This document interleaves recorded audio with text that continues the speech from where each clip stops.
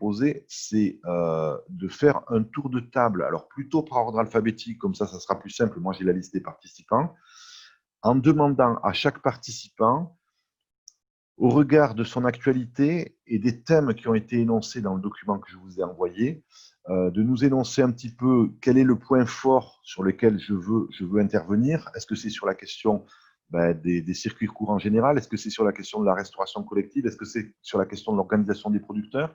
Est-ce que c'est sur la question de la dimension politique de l'impact du Covid?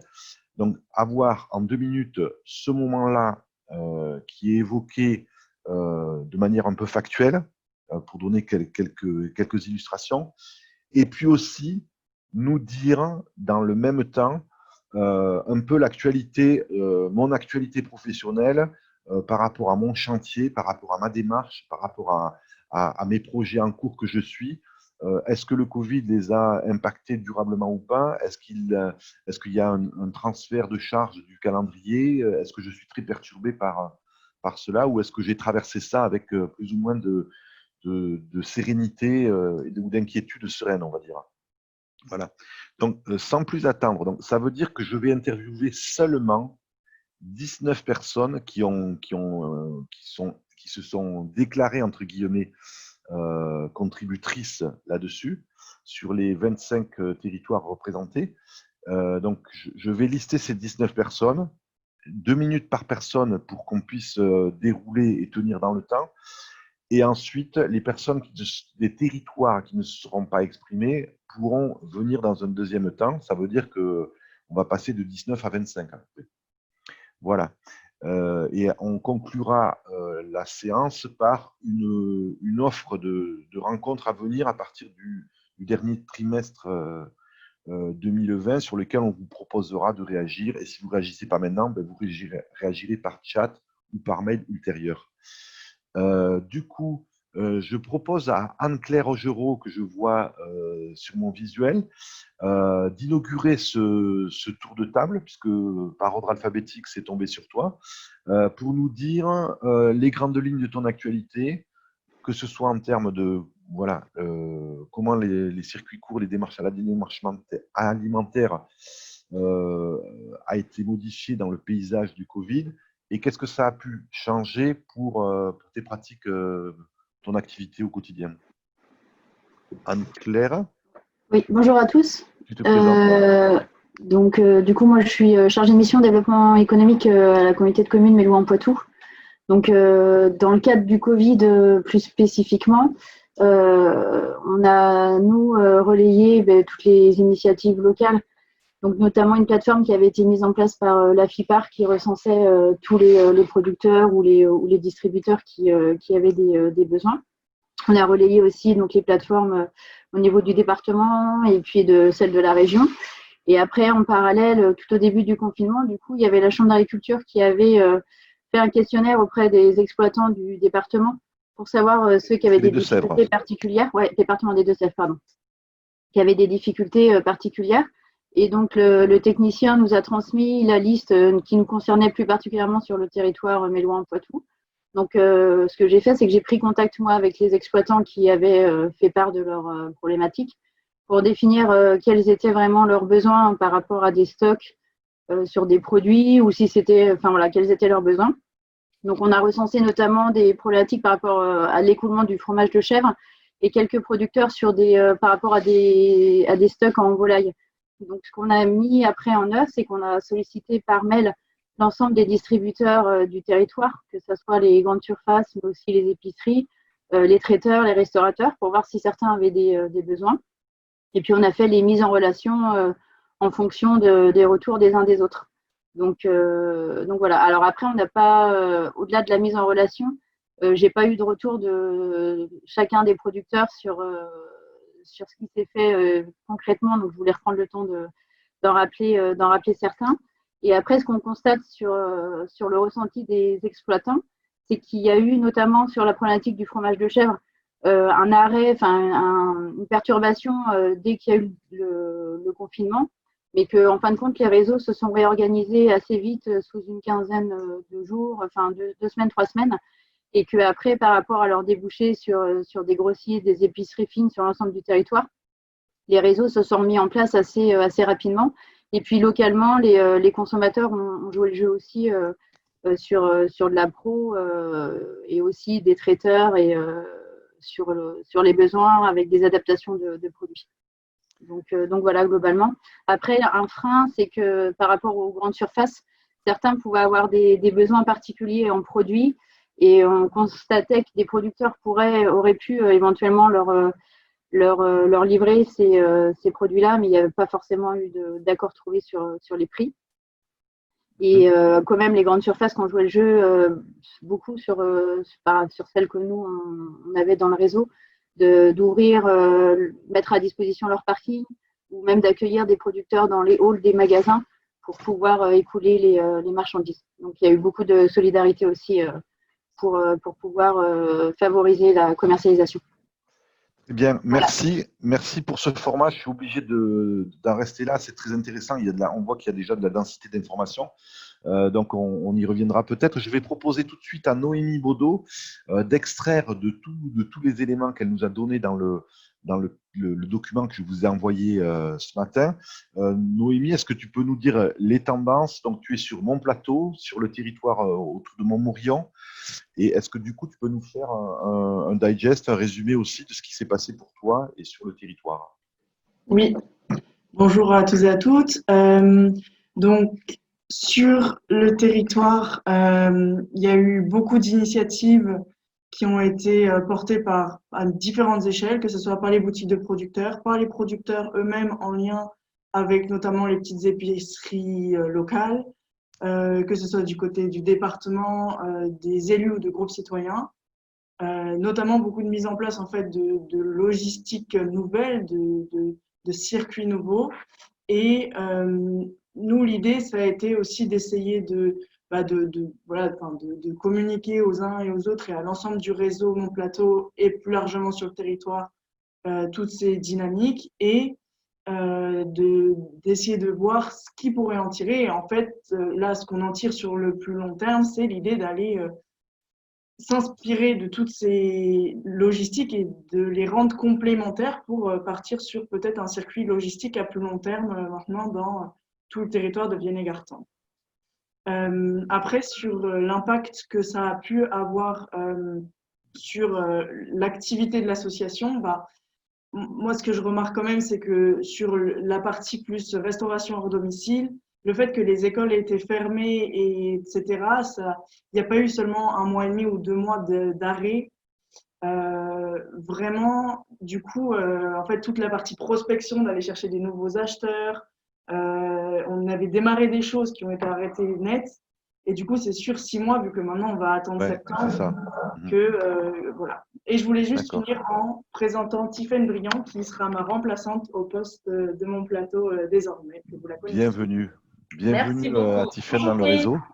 Merci Noémie pour cette intervention particulièrement efficace. Et si tout le monde peut essayer d'être dans cette contraction et dans cette synthèse, ça permettra d'entendre un peu tout le monde, donc de même d'entendre tout le monde. Donc vous faites un choix éditorial de ne pas parler de tout ce que vous avez mis sur votre fiche. Faites-en une sélection. Je propose du coup à Paul Bernat, qui va se présenter, de nous faire son retour de son côté. À toi, Paul. Oui. Vous m'entendez? Bonjour à tous. Très bien. Du coup, Paul Bernat, animateur territorial pour Cap Solidaire, donc le PTCE du Sud Gironde.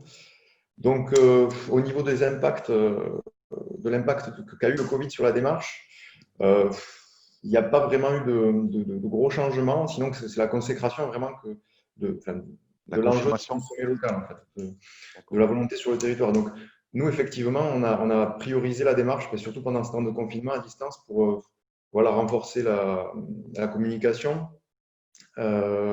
travailler sur la cartographie, faire de la prospective. Ensuite, bon, au niveau ça c'est pour Cap Solidaire. Après, au niveau du territoire en général, on a observé, je pense un peu comme un peu partout, plus de consommation en circuit court. Voilà, et la volonté aussi de consommer en circuit court qui n'est pas toujours satisfaite. Parce qu'on a pu remarquer, ça c'est des réalités de terrain, que si effectivement beaucoup de consommateurs se sont tournés, même pour la première fois, hein, vers ces filières courtes. Les producteurs, eux, en face, enfin, ne se bousculent pas au portillon. Donc, on a des producteurs qui se retrouvent avec des listes d'attente énormes qui ne peuvent pas vraiment honorer. Donc, ouais, ça nous a paru intéressant à faire remonter. Autrement,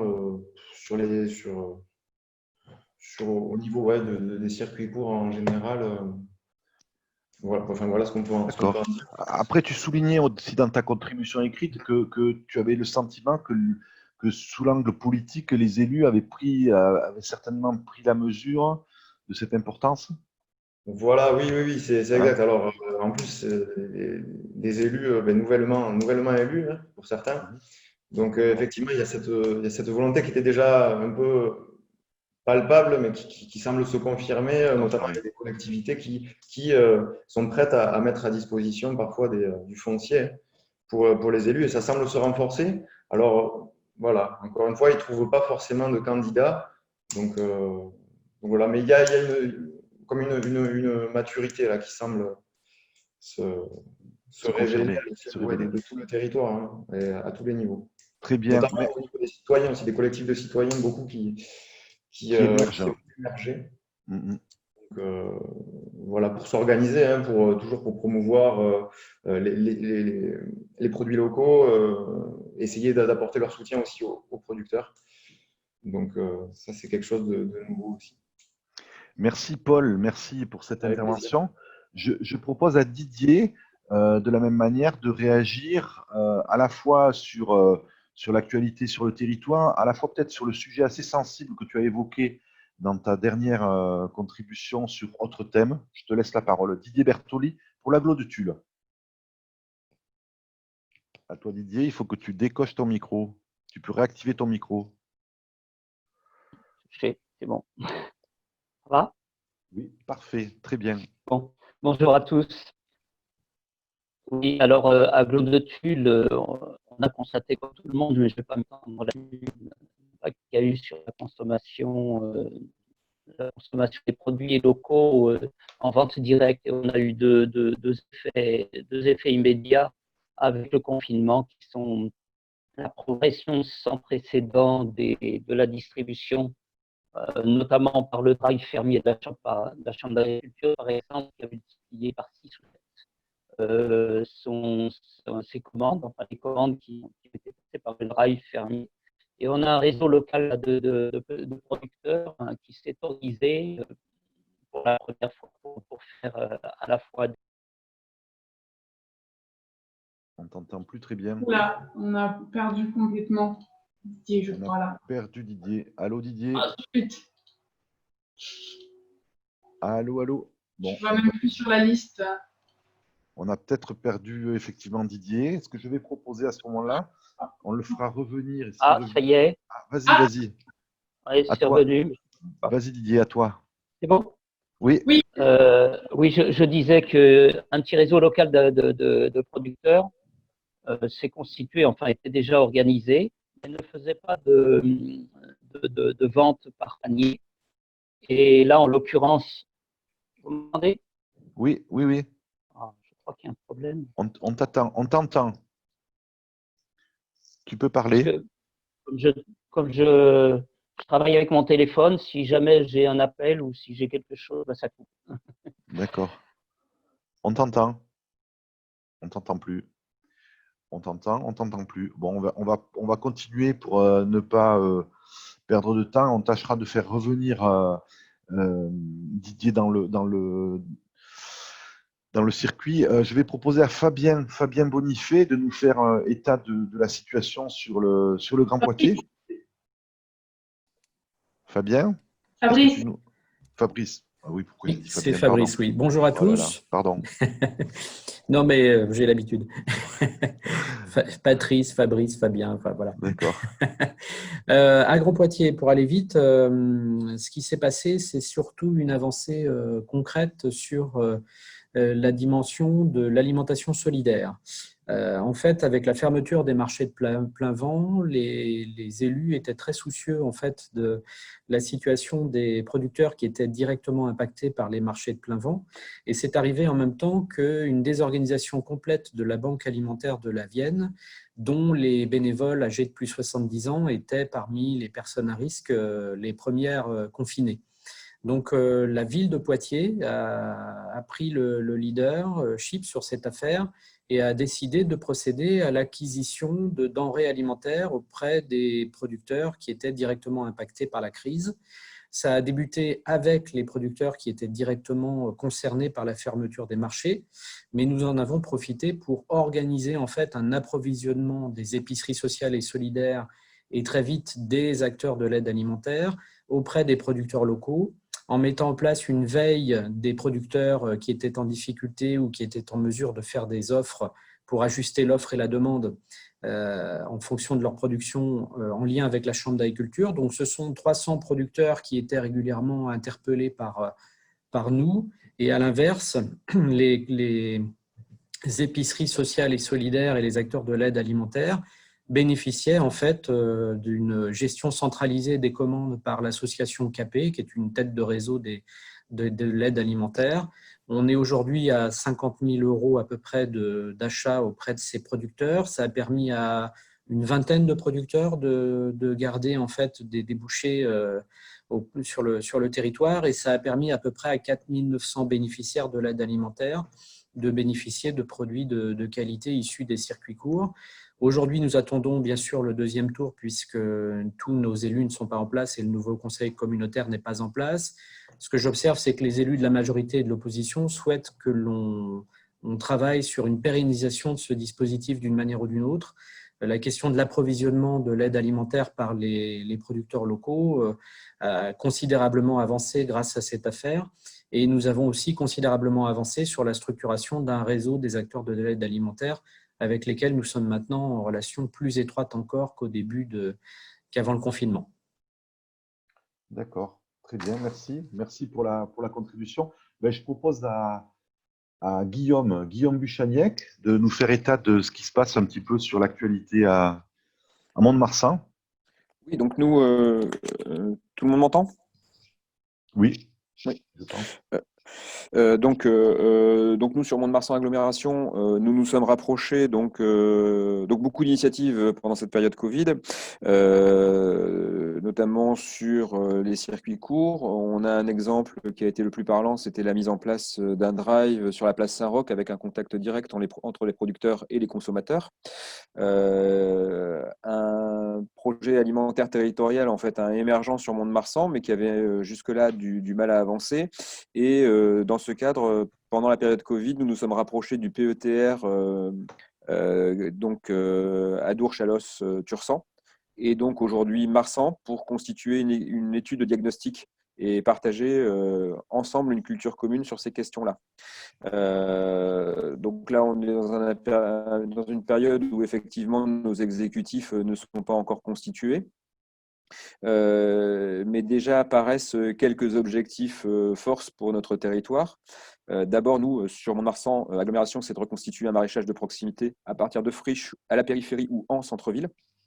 De structurer les offres donc, de circuits courts sur le périmètre de l'agglo en deux directions. Une direction effectivement grand public avec les marchés de producteurs locaux, mais aussi de solidarité parce que comme Poitiers, on a été confronté à des difficultés d'approvisionnement de la banque alimentaire pendant cette période, et donc il y a une résilience sur cette question-là aussi à travailler. Et puis le dernier axe sur lequel on retrouve des accords entre les différentes personnes, c'est effectivement développer les ateliers de transformation, y compris donc nous avec l'hôpital de Mont-de-Marsan, et notamment une volonté d'approvisionner l'ensemble de nos écoles et de notre hôpital sur une filière circuit court. Voilà. En quelques mots, après il y a beaucoup de choses et c'est très dense, mais Bien sûr. voilà, et nous aussi on est un petit peu au milieu du gué parce qu'on est dans une période effectivement où on n'a pas encore les exécutifs, on n'est pas tout à fait dans le même timing que ce qu'on aurait voulu, et voilà. D'accord. En tout cas, je note la quantité d'informations que tu viens de nous délivrer.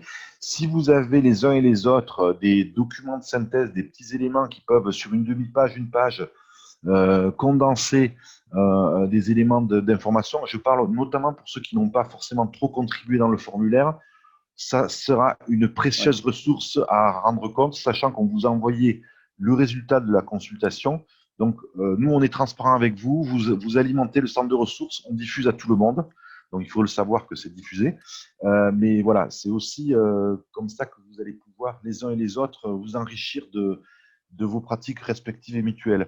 Je propose à Nathalie. Est-ce que Nathalie Clembeau-Chef est là ou pas? Allô, Nathalie? Oui. Nathalie, eh bien, écoute, c'est à toi de nous dire. Oui, bonjour.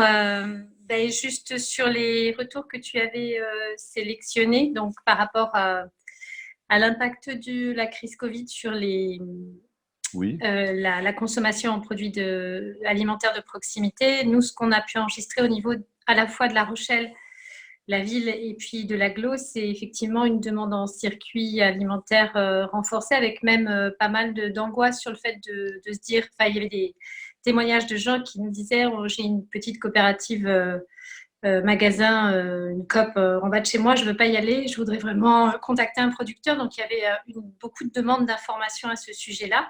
On a aussi pu remarquer que des gens qui avaient l'intérêt d'avoir eu un réseau assez important de développement sur La Rochelle au niveau des AMAP. C'est-à-dire que les gens qui avaient à un moment fréquenté les AMAP réactivaient ces réseaux pour pouvoir à nouveau dialoguer directement avec des producteurs. Donc ça, j'ai trouvé que c'était un retour terrain intéressant parce que les AMAP paraissent très militants, pas si facile d'accès que ça. Et pas grand public. Voilà, exactement. Il y avait quelque chose qui se passait autour de ça. Au niveau de La Rochelle, en fait, la ville de La Rochelle a demandé le maintien de marché, mais a dû quand même reculer sur certains d'entre eux pour le respect des restrictions.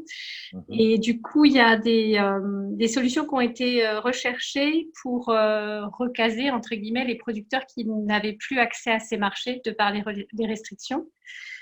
Du coup, la ville a développé des drives alimentaires pour pallier à l'absence d'accès au marché de plein vent. Donc, alors, la limite de ça, c'est que ça se faisait avec des producteurs qui étaient déjà enregistrés. Donc, on ne pouvait pas, développer les choses. Élargir l'offre. Et du coup, parallèlement, les producteurs ont quand même, se sont pas mal appropriés les outils numériques, ce qui n'était pas trop le cas auparavant. Donc, on a eu à gérer finalement peu de dossiers de producteurs qui étaient vraiment en situation difficile ou qui recherchaient des débouchés particuliers avec une urgence économique. Et cette solidarité-là, par contre, quand elle se posait, elle se faisait à l'échelle de l'agglo, c'est-à-dire pas mal de communes de la première couronne ont pu accueillir des maraîchers ou des producteurs de fromage de chèvre pour leur permettre de maintenir une activité de marché, en fait, quand ils n'avaient plus accès à celui de La Rochelle. Donc ça, j'ai trouvé assez intéressant. Par contre, le lien avec les GMS n'a pas fonctionné au niveau des producteurs agricoles. Ça a fonctionné plus pour les poissonniers. Mais il y avait un peu une volonté aussi des producteurs de ne pas aller vers les GMS sur les débouchés. D'accord. Par rapport à un historique de valorisation des productions et de prix. Donc, en fait, je me permets de dire que tout ça, c'est vrai que c'est du ressenti, mais sur La Rochelle, en fait, il y a un programme de recherche qui est porté par l'IAE, pardon, qui s'appelle Dial Connect, qui doit étudier en fait le rôle des TIC dans la consommation des produits locaux. Et ils ont fait différentes enquêtes en début de confinement, avant le confinement. Et avant le confinement, ce n'était pas évident pour les consommateurs de recourir à des applications pour consommer Je suis désolée, il y a un survol d'hélicoptère. D'accord. Du coup, est-ce que pour aller au plus simple, est-ce que les éléments d'enseignement de ce programme, est-ce qu'ils sont prévus pour bientôt? Est-ce qu'on pourrait imaginer un partage de ces éléments? Je pense que c'était une question que posait aussi Valérie sur avoir des références en cette matière. C'est quoi l'échéance Est-ce qu'il y aura des restitutions possibles des éléments d'information et à quelle échéance? Alors, c'est un programme qui est en cours. C'est un programme qui court sur plusieurs années, donc il en est à sa première année. D'accord. Il a passé sa première année, donc il a déjà des retours d'enquête. Et ce qui était assez intéressant, c'était déjà sur l'utilisation des applis destinées à l'accès aux producteurs pour les consommateurs. Il y avait quand même un développement suite au Covid.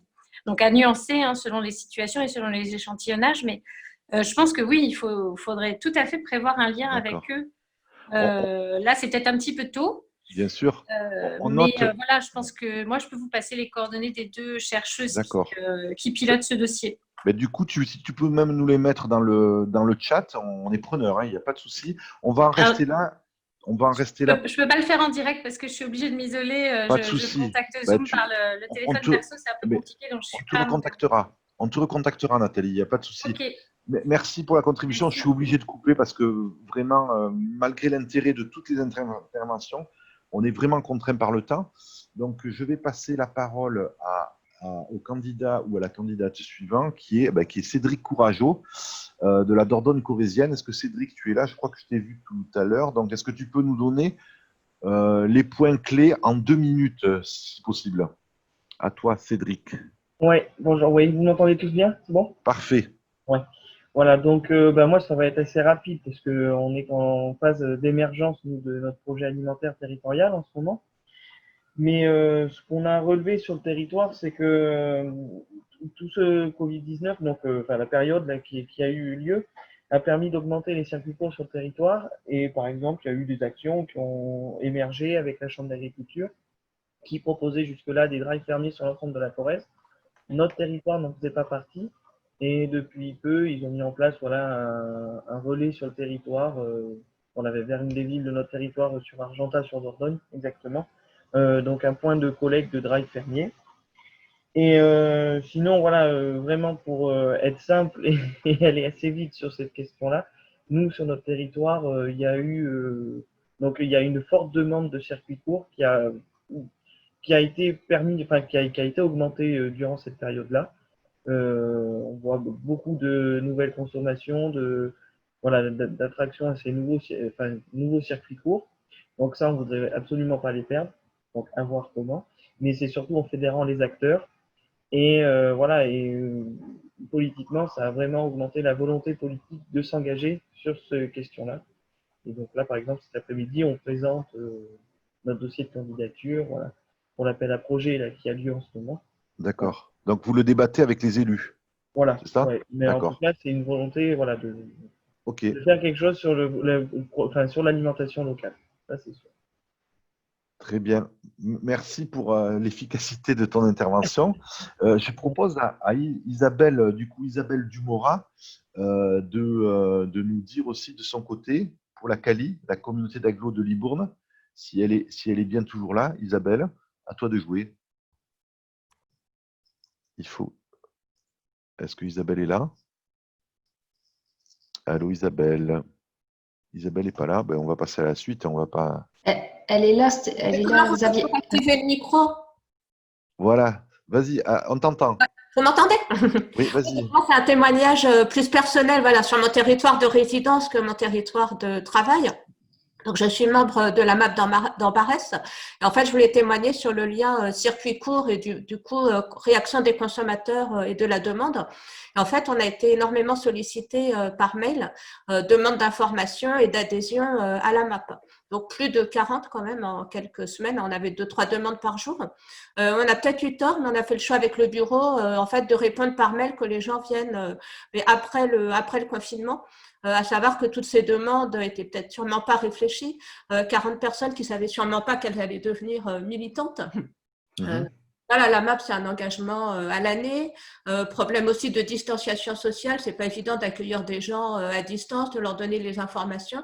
Voilà, donc on a envoyé ce mail en demandant aux gens de venir un petit peu plus tard dès qu'on sera déconfiné. Et vraiment, la question que je renvoie, c'est que derrière ça, on a une personne qui est venue là, ces dernières semaines et qui, en plus, n'a même pas donné suite. D'accord. Donc, moi, ça m'interroge vraiment sur l'engagement et l'oubli. Et voilà, lundi matin, tout le monde retourne à l'école, à la crèche, pour notre part, au travail, puisque on nous a demandé de revenir en présentiel. Et est-ce que cette crise va être oubliée aussitôt? Est-ce que tout le monde va reprendre ses petites habitudes d'avant?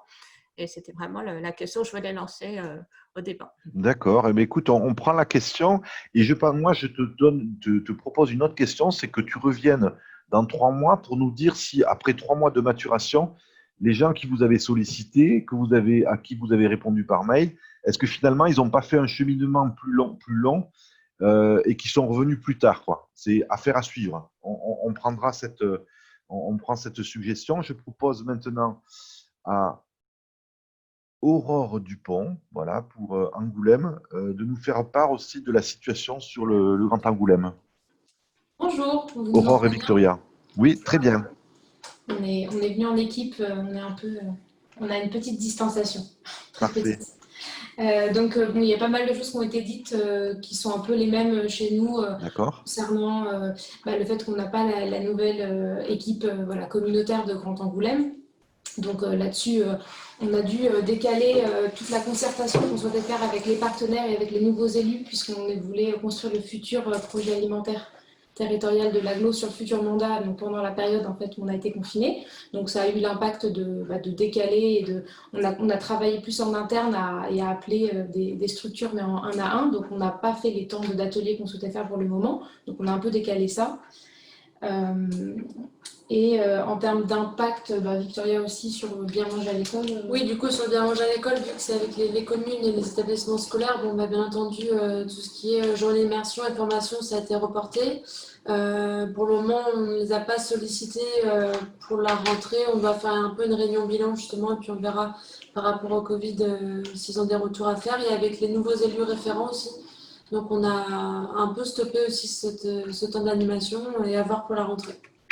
Et sinon, en termes de retour sur l'impact sur le territoire, nous, c'est vrai que pendant la phase de Covid, on a appelé un peu tous les partenaires qu'on avait dans le projet alimentaire, donc que ce soit le GAB local, la chambre d'agriculture, les magasins de producteurs qu'on connaissait, des plateformes de vente en ligne, pour savoir s'ils avaient des problèmes d'approvisionnement, s'ils avaient connaissance de producteurs qui étaient en problématique pour faire des relais. Et on a identifié quelques noms d'agriculteurs, mais un peu à la marge, qui avaient des soucis, parce que très rapidement, il y a eu tellement d'initiatives sur les réseaux sociaux chez nous, d'un magazine local, de plateformes à différents échelons pour communiquer. En fait, on s'est rajouté un petit peu à ça pour, sur la page Facebook, communiquer tous les jours sur des initiatives de circuits de proximité. Mais on a eu très peu d'agriculteurs qui ont, c'était plus à la marge, 5-6 exploitations qui ont eu des problèmes de débouchés, mais les autres ont tout de suite été sollicités. Et il y a eu des initiatives entre exploitants pour accueillir sur, par exemple, une vente à la ferme, les produits du voisin, ce genre de choses. Donc on a constaté qu'il y a eu plein de choses qui sont mises en place, mais un peu sans notre contribution. On en a fait le relais, quoi. Donc voilà un petit peu ce qu'on a pu faire, et sur les quelques producteurs en effet où il y a eu des soucis, on a été assez sollicité, on a sollicité les grandes et moyennes surfaces par une lettre politique du président, et on a eu des contacts avec des responsables d'achat à qui on a communiqué les quelques producteurs qui avaient des problèmes de débouchés, et il y a eu quelques partenariats, mais c'est assez à la marge. Et une interrogation plutôt qu'on a, c'est qu'en effet on a vu pas mal de choses sur les circuits de proximité, mais en termes de chiffres, je serais intéressée de savoir comment a été impacté aussi le chiffre d'affaires des grandes et moyennes surfaces, les drives et ce genre de choses, parce que je pense qu'il y a eu beaucoup aussi de reports sur ce type d'achat qui ne sont pas forcément des circuits, des circuits de proximité géographique, mais pas des circuits de produits forcément locaux. Il y a eu les deux, et ça, nous, on n'a pas cette visibilité sur les chiffres, donc on parle beaucoup d'achats local, mais il y a eu aussi beaucoup de reports en ligne sur les drives des GMS. Donc voilà, c'est un plus une interrogation là-dessus. Et voilà, en termes d'impact là-dessus. Ouais. Merci, ouais, très bien. Je propose à Stéphanie Riart pour la communauté d'agglo du Pays Basque, si Stéphanie est bien là, de nous faire part de la situation. Allô, Stéphanie? Je ne la vois pas. Je ne vois pas Stéphanie. On reviendra vers Stéphanie si elle n'est pas là. Est-ce qu'elle a son micro fermé? Elle n'est peut-être pas là. Bon, pardon. Je vais proposer du coup à Sophie. J'ai vu que Sophie Lotelier était là pour l'agglo de Saintes. Bonjour, vous m'entendez? Oui, c'est Sophie. Bonjour Sophie. Oui, bonjour. Alors moi rapidement, donc agglomération de Saintes, nous pendant le Covid, ça a été très rapidement un partenariat étroit avec la Chambre d'agriculture qui, elle, interrogeait tous les producteurs, savoir un peu les difficultés qu'ils rencontraient en termes de débouchés, surtout après la fermeture des marchés. De mon côté, moi, ça a été une enquête rapide aussi auprès de tous les GMS, Super Aide de Saintes et tous les multiservices aussi en milieu rural de l'agglomération, pour savoir s'ils étaient tendus sur leur offre et sur quels produits, pour communiquer également sur la plateforme existante de la région, sur les plateformes donc mises en place par la Chambre d'Agri, et pour leur dire clairement qu'on pouvait nous les mettre en relation avec des producteurs s'ils avaient des ruptures. Donc en fait, les liens sont faits rapidement. Le bilan, très rapidement, en fait, on a eu des producteurs qui se sont organisés très vite, ils ont été très réactifs. En fait, ils n'ont pas vraiment eu besoin des GMS pour s'organiser et pour trouver des débouchés. L'offre a explosé, donc ils ont pu s'organiser et trouver des débouchés. Donc ça a été une très bonne chose. Par contre, le point faible, on a bien vu, c'est qu'en termes de numérique, de communication, ils n'étaient pas bons et c'était compliqué pour eux. On ne peut pas être bon partout. D'où le fait qu'on regarde de très près l'étude de La Rochelle et nous aussi, on va essayer de s'appuyer un peu là-dessus et aider les producteurs à travailler. Donc, ça pour le Covid. Alors, sur l'après-Covid, concernant notre PAT, donc on a pris un peu de retard, nous, sur le lancement du marché pour GIAG. Je pense qu'on va tenir quand même les délais et que j'espère un lancement du GIAG octobre-novembre. Par contre, ça a également permis de modifier quelques priorités, puisque dans le PAT, on avait en priorité numéro 1, donc l'aide à la structuration des circuits courts. Après Covid, il s'avère que ça reste une priorité numéro 1. Numéro 2, l'aide à l'installation des agris. Donc, ça reste une de nos priorités avec le lancement de notre espace test agricole. Par contre, une troisième priorité qui était plutôt en 4, 5, voire 6, c'est l'alimentation de qualité pour tous, c'est la sécurité alimentaire, une notion que nous, on avait mis un petit peu de côté. Et moi, c'est une notion que j'ai remontée en espérant qu'avec les nouvelles équipes qui vont arriver rapidement, ils vont être OK avec nous pour mettre en avant cette priorité-là. Parce qu'on s'est bien rendu compte, et là, je n'ai pas encore fait des enquêtes assez fines, mais qu'en ce qui concernait l'épicerie solidaire, les restos du cœur, il y avait quand même une augmentation de la demande et que là, il fallait être quand même vigilant. Et même certaines populations qui avaient la cantine pour permettre aux enfants de manger correctement, il n'y avait plus la cantine et donc là, ça a été compliqué. Donc là, on a vu émerger certaines, je dirais, difficultés qui ne nous sautent pas vraiment aux yeux et que l'on va mettre en priorité au niveau du PAT. Je crois que je vous ai tout dit. Parfait, merci beaucoup Sophie. Je propose à Camille Mortreux, il me semble qu'elle est là aussi, je l'ai vue, de nous évoquer ce qui se passe sur le CENIANX au titre du comité du bassin d'emploi. Bonjour. Bonjour Camille. Merci, je vais essayer d'être rapide aussi, pas mal de choses, je ne vais pas être trop redondante. Sur la situation, nous, en effet, on a pris contact rapidement avec le tissu de producteurs avec qui on travaille et il y a eu une très belle réaction et surtout, eux, de leur part, une augmentation des ventes de manière assez importante, surtout pour ceux qui ont un point de vente direct qui très vite, du coup, ont été identifiés par les consommateurs. Donc ça, c'était vraiment, nous, sur le tissu basco-landais, sud-land en tout cas, et toute l'agglomération, on va dire, bayonnaise. Il y a eu vraiment aussi une mobilisation du côté de la ville aussi pour payer qui s'était arrêté. En revanche, c'est vrai qu'il y a plusieurs points. Nous, ça a été déjà sur les restaurants collectifs avec qui on travaille beaucoup. Vraiment là, il y a eu des grosses répercussions aussi sur la légumerie, qui est un outil de transformation. On a quand même, du coup, 7000 repas pendant.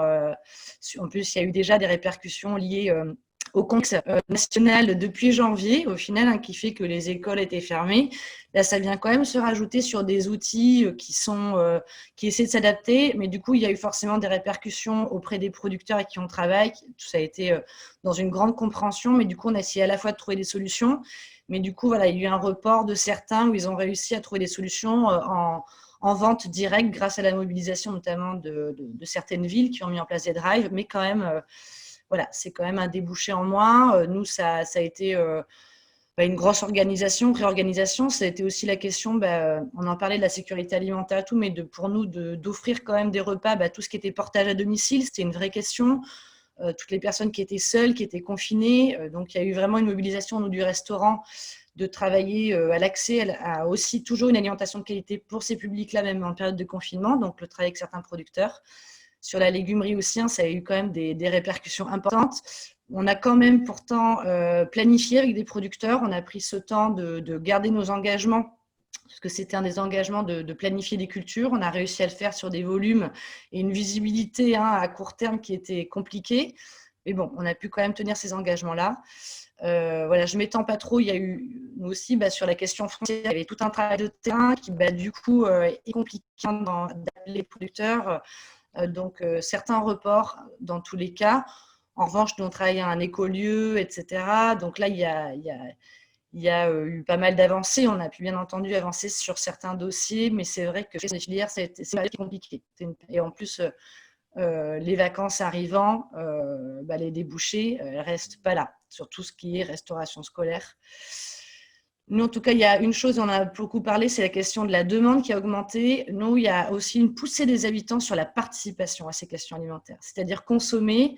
Et en effet, il faudra savoir comment est-ce que cela va se maintenir. Bien sûr, ça va descendre, mais aussi quels sont les freins. Est-ce que justement c'est le temps, c'est la question de l'alimentation qui était au cœur peut-être des foyers pendant cette période de Covid. Et là, les mauvaises habitudes se reprennent. En tout cas, on voit bien en tout cas que la demande, elle baisse. Mais pourtant, voilà, un travail de comprendre ces freins et quand même de pouvoir répondre. Nous, en tout cas, il y a une vraie réflexion du groupe projet de comment est-ce que on répond à ce besoin de consommation locale, mais aussi à ce besoin de participation des citoyens sur ces questions alimentaires, d'action aussi, de collectifs, des habitants qui veulent se servir de cette question pour consommer, mais pour participer aussi. Il y a aussi des questions sur la gouvernance du projet, de pouvoir vraiment, on est déjà bien entendu en lien avec les AMAP, etc., mais de pouvoir aussi ouvrir plus aux habitants concrètement des modes d'action et de participation sur ces questions. Voilà, je ne m'étends pas plus. Merci en tout cas, c'est très intéressant d'avoir les retours de tout le monde. Merci à toi d'y contribuer aussi et désolé pour le caractère très contraint.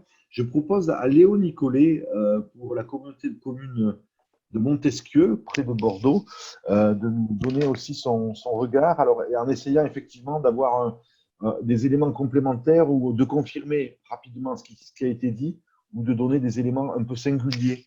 Peut-être, Léo, à toi de jouer. Merci Xavier du coup pour ce temps de parole. Je vais essayer de faire concis. Alors, deux choses qui vont renforcer peut-être aussi ce qui a déjà été dit, donc sur le travail, le lien avec les exploitations agricoles du territoire et les travaux d'enquête que nous on a pu mener du coup pendant cette phase de confinement. Donc ça a eu un effet, on va dire, indirect, mais de bien être identifié par tous les exploitants dans le cadre du PAT. Donc on est bien identifié aujourd'hui. Il y a eu des courriers de soutien de la part des élus aux exploitations. Ça a permis derrière de faire des mises en réseau et des mises en lien. Donc ça rejoint un peu plusieurs témoignages, ça, à ce niveau-là. Il y a un deuxième aspect qu'on a aussi rencontré plutôt dans une deuxième phase du confinement, mais qui rejoint aussi sur d'autres territoires, c'est la question de la solidarité, de l'alimentation et de son aspect solidaire. Donc, on a beaucoup travaillé avec le service solidarité, on a commencé à faire des liens avec les associations d'aide alimentaire du territoire. Et aujourd'hui, du coup, ça c'est peut-être une nouveauté, le PAT, la dimension sociale et solidaire du PAT tend à être renforcée véritablement. Aujourd'hui, il y a des projets qui ressortent un peu plus et c'est sans doute un axe qui sera davantage renforcé par la nouvelle mandature. Donc là, par exemple, dans les tiroirs, il y a un projet de tiers-lieu social agricole et solidaire. Donc, c'est des choses qui sont plus mises en avant.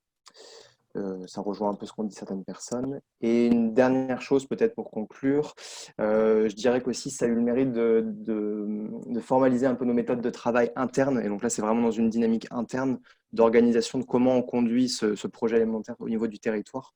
Donc avec des échanges réguliers, à voir après si ça va être maintenu par la nouvelle mandature, parce qu'on est aussi tributaire de ça, de comment les élus voudront travailler demain. Voilà, en synthèse. Merci, excellent travail de synthèse, vu les contraintes. Je crois que Alban, je n'ai pas vu Alban Pyrénées, donc s'il n'est pas là, je vais passer directement la parole à Richard, et si Alban est là, il se manifestera. Allô? Oui, Richard est parfait. Oui. Bonjour à tous. Donc, moi, je suis l'animateur du PAT et du programme leader sur le pôle territorial du Cœur Entre-deux-Mers, donc en Gironde. Donc, nous, cette période de confinement, au début, on a beaucoup communiqué sur les dispositifs et actions mises en place au niveau local par des associations, des professionnels, ou au niveau régional par les collectivités, la Chambre et la région notamment. Donc ensuite, on a répondu aux questions d'urgence et on a renvoyé et accompagné vers des dispositifs d'aide, d'urgence et de trésorerie, pour les producteurs notamment. Donc on a eu quelques contacts, 4 à 5 contacts. Ça nous a permis aussi cette phase de confinement de fixer avec les élus, alors les élus en partiellement renouvelés, la nécessité de travailler sur un volet de transition que l'on avait un peu affirmé dans le PAT sur l'angle plutôt diversification. Mais l'idée, voilà, c'est plutôt de vraiment acter et renforcer ce volet transition. Donc à l'avenir, que ce soit une transition économique, environnementale ou de chaîne alimentaire. Donc ça, c'était pendant la phase de confinement. Et alors, l'impact du Covid aujourd'hui, c'est qu'on a, sur les actions mises en œuvre par le pôle, elles ont relativement été stoppées ou ralenties. Donc ça, c'est plutôt un point négatif. Par contre, un point positif, on a essayé de préparer le coup d'après, on va dire. Donc on a aussi eu une réflexion sur la notion de local globalement et comment faire du local, que ce soit sur des entrées artisanales, commerciales, agricoles. Donc on avait réfléchi avec les communautés de communes à mettre en place un cofinancement de bons d'achat chez les producteurs, que ce soit des artisans, commerçants ou producteurs, qui finalement n'a pas pu être mis en place. Donc c'était un partenariat qu'on voulait mettre en place avec la plateforme Sud-Ouest, du journal Sud-Ouest, qui travaillait sur la valorisation de commerce. Et du coup là, les élus, puisque ça n'a pas pu être mis en place pour des raisons de compétences économiques et de trésorerie, de paiement de ce bon d'achat par les communautés de communes, on va travailler sur une valorisation du local où l'agriculture et la production agricole et la chaîne alimentaire sera un pendant fort de cette communication sur le local. Donc voilà les chantiers à venir. Notre chantier à venir, c'est en interne sur la réflexion d'un service donc, qui va au-delà du PAT, donc la création d'un service avec une forte image sur l'agriculture et l'alimentation, où le PAT serait qu'un outil. Et donc on réfléchit à la formulation d'un service et on va être impacté aussi, juste je terminerai avec ça, par les ressources humaines, puisque moi j'étais à mi-temps sur le PAT et sur Leader, et les élus, au vu des actions à venir, du contexte et des enjeux de transition, moi je vais repartir sur le programme Leader à temps plein pour préparer la fin du programme et le prochain, et on va recruter quelqu'un à temps plein pour mettre en œuvre les actions. Donc voilà, il y a une phase de réflexion, d'organisation du service et de RH à venir. Ça veut dire aussi que les élus, ils ont pris la mesure des enjeux et du fait qu'il fallait avoir des moyens pour faire ça? Tu as l'impression, ou c'était déjà dans l'air du temps? C'était un peu dans l'air du temps. On savait qu'il allait y avoir une augmentation de la phase opérationnelle du PAT, donc on avait acté début d'année la création de nouveaux postes qui étaient à cheval sur Leader et le PAT. Mais au vu des missions, des charges, on a bien posé les choses avec les élus sur les missions à venir, sur l'organisation des actions. Le partage. Et du coup, voilà, moi, je repars sur les fonds européens de manière un peu plus large et le programme Leader. Et on va recruter quelqu'un dédié à la mise en œuvre du PAT et des actions opérationnelles, puisqu'on sur 2020, on voulait rentrer dans la phase opérationnelle, donc on a eu un peu de décalage dans nos actions, mais voilà, l'idée c'est de repartir sur des balles neuves, on va dire, et recruter quelqu'un pour cet été ou dès la rentrée. D'accord, très bien. Merci Richard. Est-ce que Octavie Toublanc est là? Si Octavie est là, je lui propose de prendre la parole. Sinon, Octavie, avez-vous vu Octavie? Non? Eh bien, du coup, je vais proposer à Anne-Claude Tussaud, pour le Grand Bergeracois, de nous faire part un peu de son actualité aussi. Toujours sur l'exercice contraint de 2 ou 3 minutes. Bonjour à tous, merci Richard. Donc effectivement, moi je suis animatrice à mi-temps sur le Grand Bergeracois. Donc j'étais en congé maternité jusqu'à fin avril. Et en fait, les initiatives qui se sont mises en place au niveau du projet alimentaire territorial, c'est surtout des initiatives de collectifs de producteurs sur une EPCI. Et cette productrice est également sur l'agglomération, travaille à l'agglomération de Bergerac. Et ça a fait que son fils, pendant le confinement, a pu développer un outil de collaboration. Et donc, il y a eu un site internet commun qui a été créé en fait pour les producteurs. En fait, le réseau s'est rapidement créé entre eux. Donc, sur une communauté de communes, c'est plutôt un collectif qui a été porté par le comice agricole local. Et sur sur l'agglomération, donc l'autre communauté, c'est l'agglomération qui a un chargé de mission sur l'alimentation et qui a porté ce projet. Les agriculteurs se sont quand même régulièrement plaints d'une sursollicitation en fait de collectifs ou de personnes d'initiatives privées. Donc ça a l'air d'être un petit peu compliqué. Au niveau des GMS, je vois par rapport au chat, moi j'ai pas beaucoup de retours sur des échanges, des référencements dans des drives. Je sais que Leclerc fait des choses sur les produits locaux, mais j'ai pas l'impression qu'il y ait les mêmes systèmes de vente par rapport à ça. La communauté d'agglomération donc de Bergerac ayant mis en place, mis une dynamique sur ce drive fermier, il y a une volonté de le coupler maintenant avec la création d'un marché de producteurs. Donc voilà, il y aura certainement une création de marché de producteurs, donc du présentiel et aussi du drive.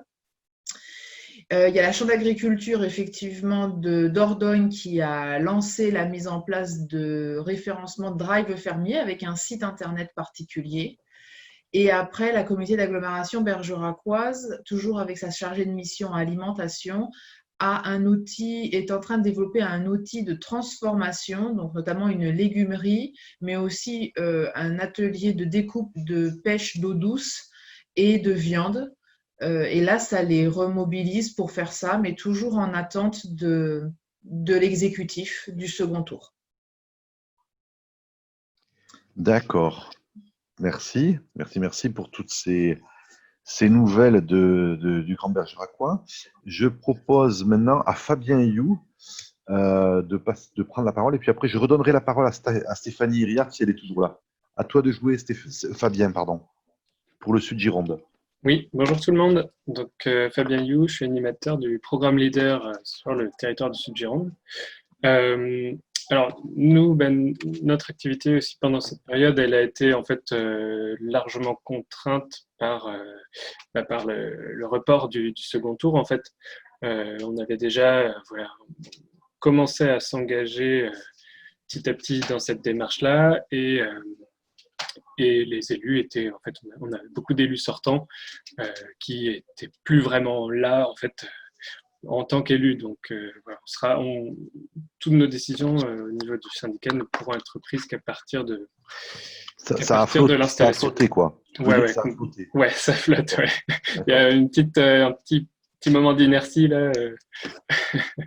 Mais, donc, on s'est fait le relais aussi des initiatives via la page Facebook du syndicat, et il y a eu beaucoup d'interactions sur toutes ces questions d'approvisionnement local.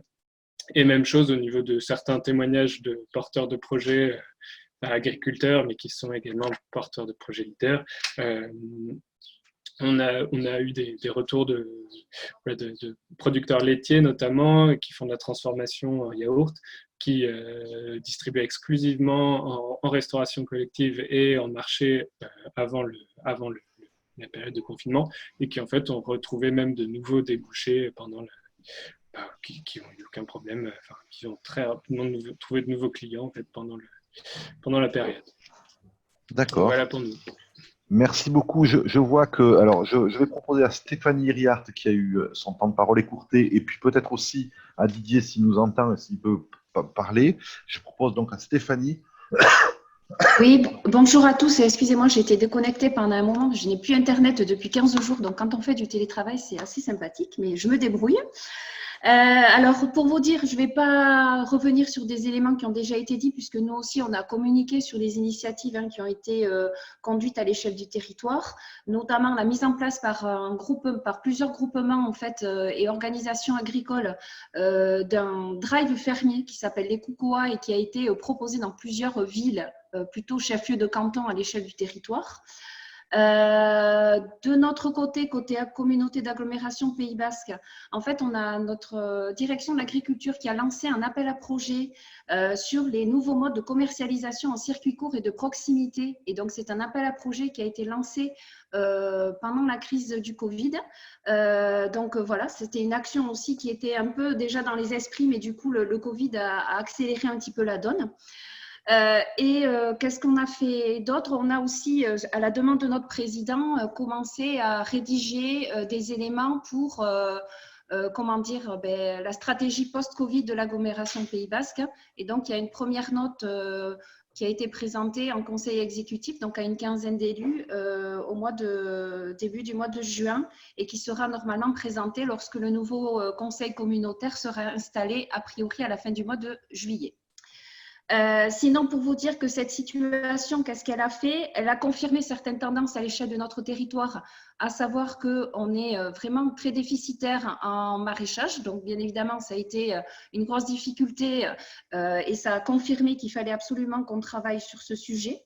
Ça a aussi mis en avant le fait qu'en Pays Basque, on a beaucoup de filières de qualité, donc de nombreuses AOP, AOC, et qui, elles, finalement, se sont retrouvées peut-être un peu plus en difficulté que les autres parce qu'on est sur des produits à haute valeur ajoutée et qu'effectivement, elles ont l'habitude de travailler plutôt avec les touristes et plutôt avec la restauration commerciale et pas forcément avec le citoyen lambda. Donc, ce n'est pas des produits, par exemple, qui se sont très bien vendus sur le drive. Donc, ça veut dire qu'il y a des situations qu'il va falloir adapter, des réflexions qu'il y aura à conduire en fonction de chaque filière. Et ces filières ont pris contact avec l'agglomération pour voir comment on pourrait justement les accompagner dans une meilleure communication et une meilleure valorisation aussi auprès de la restauration commerciale. Et pour terminer, quel impact ça a eu sur le PAT qui a été voté chez nous le 22 février? En fait, on a effectivement mis en stand-by des groupes projets qu'on souhaitait mettre en place pour continuer à travailler avec les acteurs sur certaines actions. Donc, on reporte ça plutôt à la rentrée en espérant les conditions nous permettront de réunir les acteurs. Et par contre, on a été sollicité pendant cette période sur aussi des nouveaux projets. Donc, en fait, la vie, elle continue, mais en parallèle sur d'autres choses. Notamment avec Camille du PTCE du Seignance, on a été sollicité par l'hôpital de Bayonne pour réfléchir avec eux. Également sur un projet de transfrontalier, donc entre Pays Basque et puis Navarre et Guipuscoa. Donc on a plein de choses. On a des choses à l'arrêt, mais on a pu aussi voir qu'il y avait d'autres projets qui allaient émerger. D'accord. Donc il y a de l'espoir. Merci beaucoup, Stéphanie. Merci pour ce témoignage très riche. Didier, est-ce que tu es toujours là? Est-ce que tu nous entends? Est-ce on retente? Deuxième chance pour Didier. Oui, ça y est, vous m'entendez? Super, parfait. Très bien. Je suis désolé, j'ai perdu la moitié des échanges pour des problèmes techniques. Tout est enregistré. D'accord, merci. On va le retrouver. Vas-y. En deux mots, donc je ne vais pas revenir sur tout ce qui s'est dit, les initiatives locales en matière de circuits courts qui se sont organisés ici et qu'on a essayé de soutenir dans la mesure du possible. Il faut savoir que l'agglo de Tulle a eu tout de suite une réaction immédiate vis-à-vis des activités de proximité en dégageant une enveloppe d'1 million d'euros pour les activités de proximité, pas spécialement agricoles et même, je dirais, de manière marginale dans l'agriculture, puisque l'agriculture a été relativement peu impactée ici par la question du Covid. Mais pour toutes les autres activités de proximité, alors, je le dis tout de suite, ça a eu une incidence directe sur les perspectives parce qu'il y a ici une inquiétude quant aux perspectives économiques et donc forcément quant aux retombées fiscales pour les collectivités et pour l'agglo en particulier. En tout cas, c'est disons, l'argument qu'on met en avant, hein. À tel point que j'ai eu quelques inquiétudes quant au projet qu'on pouvait conduire, en tout cas sur l'agriculture et l'alimentation, puisqu'à un moment donné, il y a quelques jours en arrière, on a eu comme consigne de ne plus mener de projet en fait nouveau, donc c'était un petit peu handicapant et un petit peu problématique. Il est vrai qu'il y a des incertitudes, mais je tiens à dire que je regrette, moi, pour ma part, que parfois, comme c'est un petit peu le cas chez nous, on s'appuie sur des hypothèses de déclin économique pour fonder ou pour ne pas fonder, justement, de stratégie. Voilà. Alors, je le dis très ouvertement et j'en ai fait part, donc je peux en parler tout à fait librement. Toujours est-il que mes inquiétudes se sont un petit peu apaisées quand j'ai argumenté sur ce qu'on travaillait, sur ce qu'on était en train de préparer actuellement. J'ai entendu tout à l'heure, j'ai pu capter ça, Léo Nicolet, qui parlait d'un projet de tiers-lieu avec une activité d'insertion. Et je pense qu'il va falloir qu'on en parle en aparté parce qu'on a un projet similaire, en tout cas qui semble similaire, avec un projet de tiers-lieu agricole également qui concerne directement l'alimentation locale, les circuits courts, les activités d'insertion, l'innovation sociale, etc. Voilà, donc je fais très très court là-dessus, mais je pense qu'il faudra qu'on en discute. Voilà. Eh bien, merci beaucoup, merci Didier pour conclure un petit peu ce tour de table des premiers contributeurs qu'on avait identifiés sur toute cette journée, puisque vous aviez les uns et les autres alimenté le dossier, le document qu'on vous a proposé de partager, que je vous ai adressé tout à l'heure. Il est midi passé. Alors, moi, j'avais réservé la salle jusqu'à 12h20, c'est-à-dire pour 3 heures de réunion. J'avais pris cette petite précaution. C'est difficile tout de suite d'engager un débat collectif sur le sujet. Ça va être la foire d'empoigne ou des interactions assez difficiles. Par contre, s'il y a des gens dans la salle qui n'ont pas parlé, qui sont sur des territoires, qui ont envie de faire une réaction, je peux leur donner la parole alors qu'ils n'avaient pas forcément formalisé un témoignage possible. Je pense à Mathieu Duchessois, à Sandrine Ledieu, voilà, à des gens qui ne sont pas exprimés, ou à Lucie aussi, Mathieu Inchansonique, je vois. Si l'une ou l'autre de ces personnes qui sont sur des territoires, ou Caroline Pinto, qui veulent réagir, je vous donne à chacune 30 secondes. Donc, c'est le premier qui lève la main, sinon c'est mort. Est-ce qu'il y a des réactions complémentaires?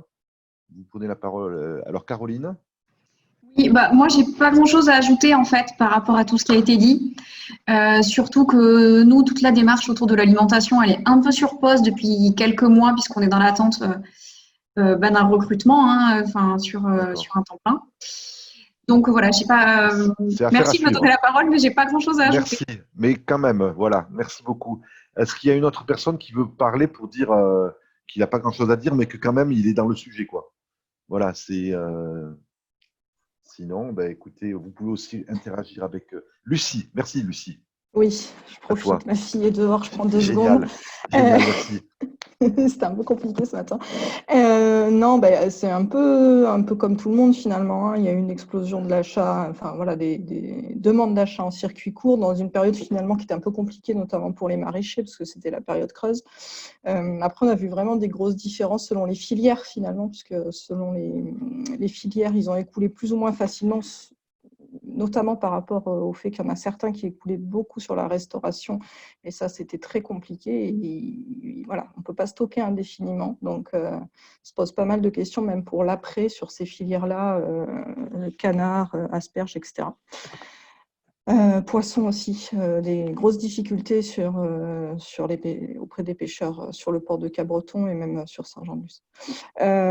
Voilà, après, sur le projet en lui-même, on a dû un peu réorienter l'organisation parce qu'on avait prévu donc, faire des ateliers de travail, ils étaient planifiés sur avril.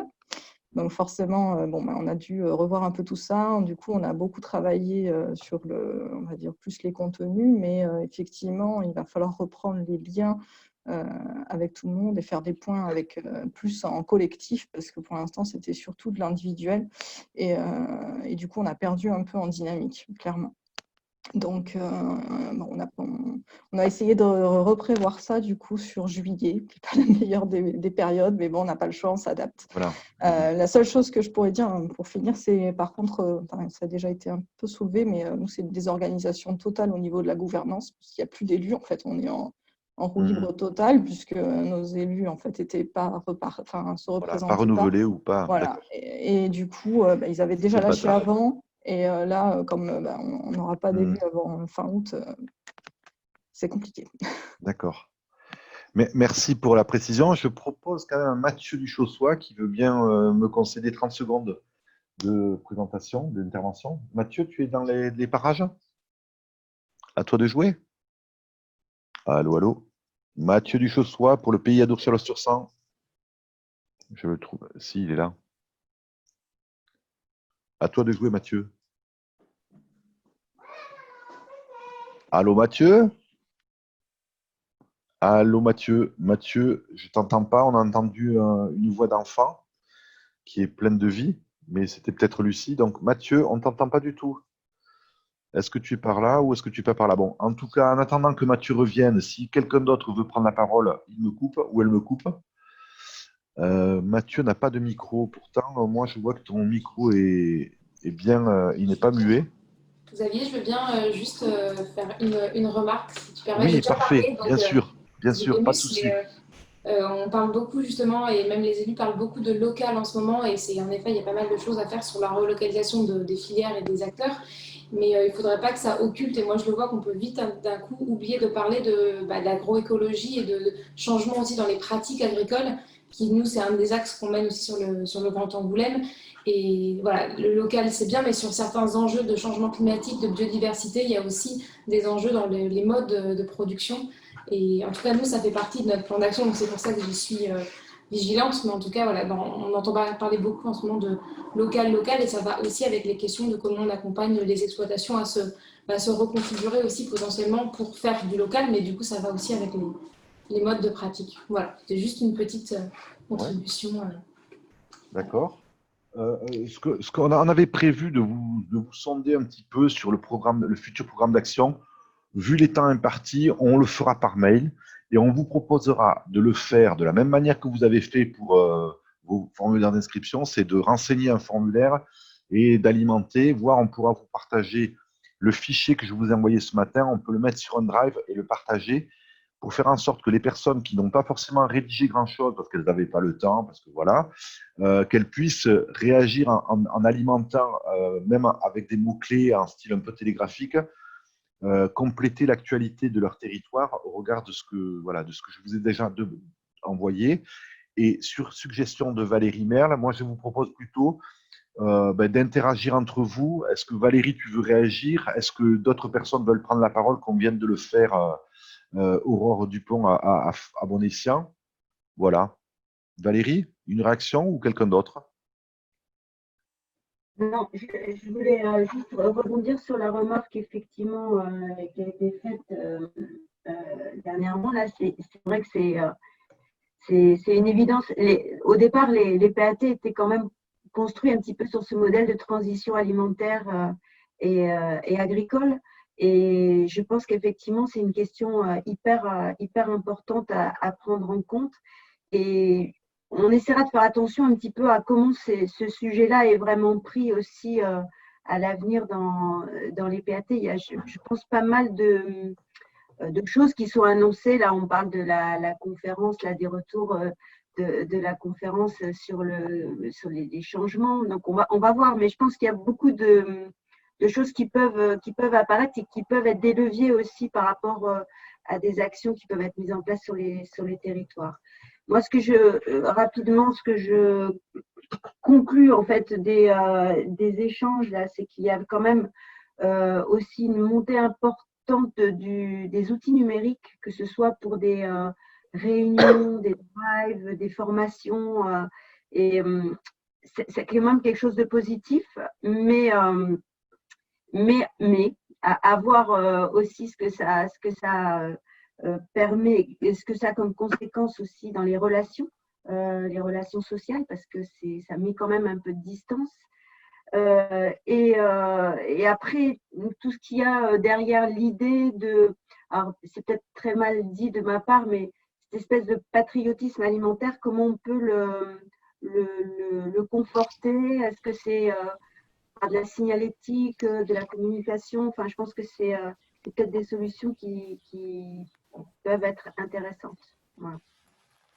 Anne-Claude Tussaud, j'ai vu que tu avais complété le document sur le fait que les légumeries, je crois, étaient accélérées dans ton esprit. Ça veut dire que l'effet Covid, il a convaincu à la fois l'agglo, les porteurs de projets et les élus que c'était un outil qu'il fallait se manier de mettre en place? Mais en fait, c'est un outil qui a l'objectif de recréer une ceinture verte autour de Bergerac parce qu'il y a 7 points de captage d'eau potable qui ne sont plus utilisés compte tenu d'une pollution accrue de ces zones de points de captage. Et donc, il y a des pompages dans la nappe néocène qui sont importants et qui sont risqués parce que Bordeaux pompe aussi dans cette nappe néocène. D'accord. Donc, il y a une volonté de recréer une zone, une ceinture verte, de reconquérir des nappes néocènes, de développer la pêche locale, parce qu'il y a pas mal il y a une association de pêcheurs importante en Dordogne, et donc faire consommer du poisson local en restauration collective. Donc, de construire toute une plateforme de massification de produits bruts, mais aussi de transformation. Le problème aujourd'hui, justement avec ces restaurants collectifs qui ont fermé, c'est la pérennité d'un dossier économique tel que celui-ci. On est face à un domaine concurrentiel très fort en restauration collective et puis surtout face à des prix extrêmement bas. Ce qui veut dire qu'il faut gérer la production, la transformation et la commercialisation. La commercialisation aujourd'hui, l'ouvrir au GMS, vous l'avez abordé tous, on n'a pas senti que producteurs et GMS, c'était très fluide dans le modèle économique tel qu'on le connaît aujourd'hui. Parce que donc en tout cas, voilà, il y a une vraie volonté de déposer le permis de construire, en tout cas très rapidement, mais c'est pareil, tant que l'exécutif n'est pas validé, donc nous, ce sera le 11 juillet, il faut encore un petit peu attendre. Et puis, pareil pour les financeurs, on avait quand même des financeurs qui étaient forts, notamment je pense à la région qui nous écoute et qui aujourd'hui a quand même énormément œuvré en termes de soutien économique parce qu'il fallait maintenir. Maintenant, il faut qu'on rebondisse et le rebond, on sent que les vannes se ferment ou en tout cas sont étudiées de manière différente. Donc, il faut vraiment avoir des dossiers les plus aboutis possibles. Et ce n'est pas la période, en tout cas, pour avoir des modèles économiques aboutis. Réussir à tout relier, c'est compliqué. Comme tu me donnes la parole, j'en profite. Nous, on a réussi à maintenir un programme de formation à partir de septembre où on va avoir une journée régionale avec le CREPAC qui va être organisée à Bergerac sur la lutte contre le gaspillage alimentaire en restauration scolaire. Et après, je continue les formations auprès des cuisiniers et des entourages de cuisine sur l'introduction de produits bio et locaux en restauration collective avec le collectif Les Pieds dans le Plat, qui est un collectif national et qui met à disposition faut payer un peu, mais des formateurs sur vraiment une nouvelle alimentation. Donc, moi, j'attends aussi le retour de l'appel à candidature PNA sur lequel on veut œuvrer sur les nouveaux régimes alimentaires du 21e siècle. Comment adapter nos sols et nos agriculteurs pour produire les nouveaux aliments qu'il y a à produire par rapport au manque d'eau qu'il y aura et quelles sont les capacités agronomiques qu'il faut aussi au niveau des sols. D'accord. Une précision peut-être sur la journée régionale CREPAC. Ça se passe à Bergerac. C'est que pour les gens de Bergerac ou c'est ouvert à tous les territoires? Non, c'est régional, donc c'est ouvert aux animateurs, aux restaurateurs, à tout le monde. En tout cas, c'est le genre d'information. On doit rencontrer les gens du CREPAC prochainement. Là. Enfin, on a eu des contacts avec Dorothée Et du coup on pourra aussi vous aider à relayer, comme le disait Zoé tout à l'heure, des infos sur ce genre d'événement. Quand il y a des choses enfin, de toute manière, on essaye au mieux de valoriser les événements, l'offre des territoires aussi sur le site internet. Et du coup, bon, on prend acte de ça et on prend acte aussi que toi, tu es intéressé pour en savoir un peu plus sur l'advenu des futurs dispositifs financiers, appels à projets et autres. Tu vas parler du PNA. Peut-être que si d'autres, vous le souhaitez aussi, ça peut être un sujet de débat ultérieur, ce n'est pas le moment aujourd'hui, mais d'avoir un porté à communication sur ces dispositifs, sur les outils qui sont dans l'actualité, qui vont être dans l'actualité. Je fais un petit clin d'œil à Valérie. Pour d'autres prochaines rencontres, on pourrait effectivement imaginer de parler de ces choses-là, quoi. Est-ce qu'il y a d'autres prises de parole? Moi, je suis là jusqu'à 13h, 13h30 ici. Mais bon, pour ceux qui sont présents et qui veulent réagir ou interpeller ou discuter. Peut-être simplement, donc, moi, un petit retour là, sur ce que j'ai entendu. J'ai bien noté que l'entrée de nos échanges, c'était un petit peu l'analyse et le retour de cette crise qu'on a traversée, enfin, qui est peut-être encore en cours. Avec des observations d'un certain nombre d'initiatives, peut-être parfois d'opportunités à saisir par rapport à notre sujet, systèmes alimentaires locaux, etc. Avec quand même, moi, j'ai entendu certaines prudences à la fois sur le caractère pérenne de ce qu'on a pu observer. C'est peut-être encore à observer et à vérifier.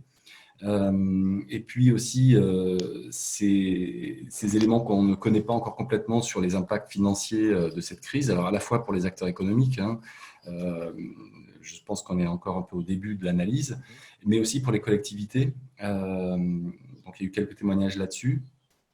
Donc c'est vrai que je pense qu'il faut être un peu prudent. Moi, j'ai entendu que le travail de recherche qui était en cours et qui allait, disons, se développer pourrait nous apporter des éléments là-dessus. Mais c'est vrai que il y a l'analyse immédiate, mais je pense qu'il ne faut pas perdre de vue quand même un peu l'atterrissage pour voir comment ça va se passer en fait une fois qu'on sortira de ça et qu'on mesurera mieux ce qui s'est produit et ce qui va durer. Peut-être que par rapport à cette question que tu soulèves, Olivier, peut-être qu'on peut retenir l'intérêt de Nathalie, un peu l'interpeller sur justement en quoi, d'après ce que nous a dit Bernard ce matin, qui nous a parlé des grandes lignes du projet Céréalina, en quoi ce projet de recherche Céréalina, s'il est effectivement retenu dans tout ce qu'on espère forcément, en quoi, Nathalie, ce programme de recherche pourrait être de nature à répondre aux inquiétudes, aux interrogations, aux interpellations qu'on a eues ce matin sur la durabilité des modèles qui ont été très rapidement émergés, mais en même temps qui peuvent être très évanescents, des modèles de consommation, des nouvelles attentes, des nouveaux recours au circuit court, et à quelles conditions les collectivités, les territoires pourront répondre à cette demande, quoi. Est-ce que Nathalie, tu peux nous dire quelques mots? Tu décoches tu le décoches, sinon tu peux décocher voilà, ton micro, voilà, tu peux y aller, Nathalie. Alors, et en même temps, une réaction sur peut-être tout ce que tu as pu entendre jusqu'à maintenant. Bonjour à tous, excusez-moi d'être arrivé en cours de route, mais je ne pouvais pas faire autrement. Oui, alors en fait j'ai envie de répondre qu'il est fait pour ça, le programme qu'on a déposé. C'est-à-dire que bravo. J'entends tout ce qui a été dit. Alors, moi, je vous invite à aller vous raccorder au RMT alimentation locale. Vous tapez sur Internet RMT alimentation locale. Et tout ce que vous avez raconté là ce matin, en fait, on le retrouve sur le RMT, c'est-à-dire à la fois des aspects positifs de ça, des aspects négatifs, des questionnements, etc., autour de tout ce que vous avez présenté. Un peu, donc partout en France, voilà, partout en France, c'est ce qui s'est passé. Et du coup, le programme céréalien, effectivement, son ambition, c'est pas simplement, moi j'entends l'idée, ce que dit Olivier Franquéo sur voilà, le court-termiste hein, dans lequel on est, et du coup les risques à ne pas trop s'emballer, à ne pas trop croire que tout ça va rester à la sortie. Pour autant, voilà, un projet, une réflexion de type recherche, ça a pour vocation d'aller observer pour analyser et voir comment ce qui est positif peut perdurer et comment est-ce qu'on peut le faire perdurer. Et donc, du coup, avec effectivement du questionnement sur de l'aide à la décision et de l'aide à l'action. C'est-à-dire que si dans ce qui s'est passé, il y a des choses intéressantes à faire durer, et que l'on sait, et on le sait déjà, il faut être clair, on voit déjà des comportements de retour à la normale, je pense notamment sur les aspects consommation. Et si effectivement on pense que c'est important de le stabiliser, de le pérenniser, alors il faut effectivement analyser ça pour être capable de, dans les contraintes qui sont effectivement plus globales, puisque vont se poser, effectivement, je suis d'accord, des questions notamment budgétaires pour certains territoires. Je trouve que Didier Bertoli, voilà, a évoqué un petit peu ce point-là. Bon, il faut prendre en considération l'ensemble de ces éléments pour qu'on puisse nous vous dire, bon, voilà, il y a des choses qui se sont passées qui sont effectivement très intéressantes à la fois pour l'ensemble des acteurs de la sécurité alimentaire, de la chaîne alimentaire. Bon, si vous voulez que ça perdure, il faut qu'on l'analyse, il faut qu'on prenne ce temps-là et que on puisse voir comment est-ce que ça peut être accompagné dans la durée. Parce que, soyons clairs, voilà, nous, on le voit bien là maintenant, puisqu'on a travaillé en fait en urgence sur un certain nombre de sujets pendant le confinement avec Bernard. On voit bien que pour le pérenniser, il va falloir agir. Ça se fera pas sans agir. Et donc se pose effectivement la question de comment agir, sachant qu'en plus, oui, dans les modalités d'action, il y a peut-être là aussi des impacts du Covid-19. Les impacts, ils ne sont pas simplement sur la vie réelle, ils sont aussi sur ce qui est à l'intérieur, quoi. Voilà, et dans sur le les mécaniques. Et dans le métasystème, parce que voilà, on a aussi des incertitudes de ce qui va se passer au niveau national, on a des incertitudes, on a plein d'incertitudes dans un métasystème là, qui impacte vos actions, quoi. Voilà, donc le projet Céréalina, s'il passe, alors il y a deux choses, je dis s'il passe, on croise les doigts. Je ne sais pas encore, voilà, je ne suis pas capable de vous dire, je sais qu'on va avoir normalement des réponses, on devrait avoir des réponses la semaine prochaine. On croise quand même les doigts parce que je pense qu'il est intéressant. Oui. Mais bon, mis à part ça, même s'il ne passait pas, faisons hypothèse, nous, on ne perd pas l'idée de travailler quand même sur ces questions-là. C'est-à-dire qu'avec Bernard, on a décidé de se démener pour de toute façon trouver les moyens de travailler là-dessus. Alors, peut-être pas avec le réseau du coup qu'on a mobilisé dans Céréalina, parce que peut-être certains, du coup, s'ils ne passent pas, n'auront pas les moyens de travailler avec nous, etc. Mais en tous les cas, c'est sûr qu'à Bordeaux Sciences Agro et un certain nombre de chercheurs là, avec lesquels on travaille de façon récurrente, on trouvera les moyens de travailler quand même sur ces questions.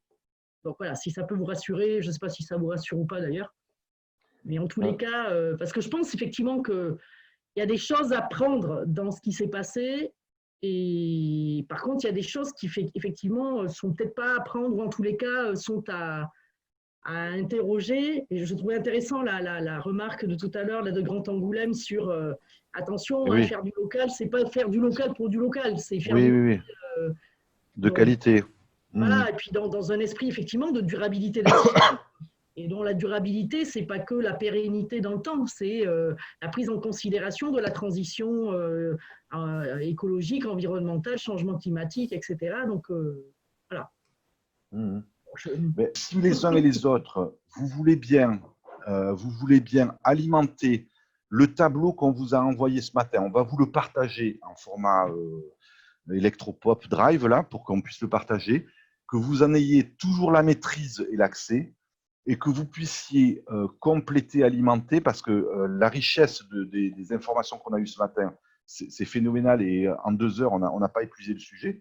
Comme tu dis, Nathalie, il y en a pour 3 ans de recherche et encore plus. Et du coup, ce que je… Voilà.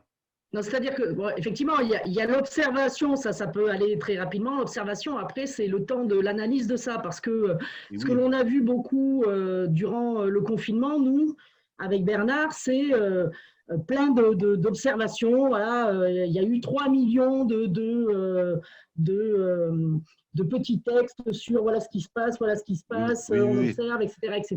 Qu'est-ce qu'il faut faire Bon, en fait, voilà, nous, on est vraiment dans le parti pris de dire, c'est bon, d'accord, voilà, on observe et on va prendre, on capitalise, on va prendre tout ce qui est observable, mais après, il faut le temps de réfléchir, d'analyser ça, parce que on risque sinon de raconter des bêtises, quoi. Voilà, un peu comme disait Olivier, il a raison. Attention, puis d'autres, j'ai entendu, attention aux conclusions un peu trop hâtives qu'on pourrait avoir, de dire, ah ben voilà, ça c'est génial parce qu'on a vu ça, alors qu'en fait, voilà, on sait bien que ça va effectivement pour partie retomber, et donc ça veut dire que si on veut que ça continue à fonctionner, eh ben, il faut qu'on réfléchisse, qu'on analyse calmement.